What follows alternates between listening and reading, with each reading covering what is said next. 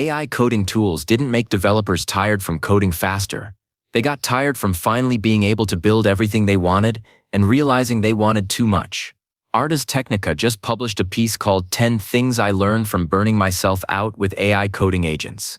And the lesson isn't what you'd expect. The developer didn't burn out because the AI was bad. They burned out because it was too good. When building things becomes cheap, you start saying yes to everything. And that's where the real problem begins. For context, AI coding agents are tools like Claude Code from Anthropic, GitHub Copilot from Microsoft, and a growing list of alternatives that can write, debug, and refactor code based on natural language instructions. They've been promising to make developers 10 times more productive. And according to multiple reports this week, they're delivering on that promise. The problem: productivity isn't the same as sustainability. One developer documented their experience burning out despite, quote, being more productive than ever. The Ars Technica piece cataloged 10 hard lessons from overusing these tools. The pattern emerging from these reports is counterintuitive. The bottleneck used to be implementation. Could you actually code the thing you imagined? That question kept projects in check. Now implementation is cheap. A weekend project that would have taken 3 months can ship in 3 days. So developers are greenlighting everything. Every feature idea. Every side project. Every what-if that used to get filed away for someday. The old constraint is gone, but nothing replaced it. This completely flips the narrative around AI tools.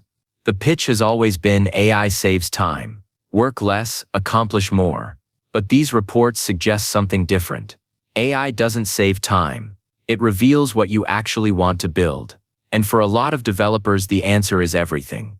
The burnout isn't a tool problem. It's a judgment problem. The question shifted from "can I code this?" to "should I build this?" And that second question is harder. It requires taste. It requires saying no to good ideas, because you're protecting great ones.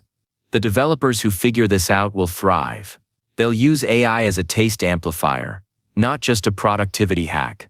The ones who treat cheap implementation as permission to build everything will keep burning out.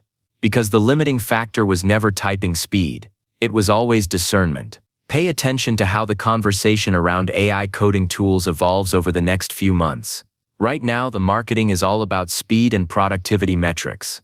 Expect that to shift toward workflow design and project selection. The smart developers aren't asking "how do I code faster?"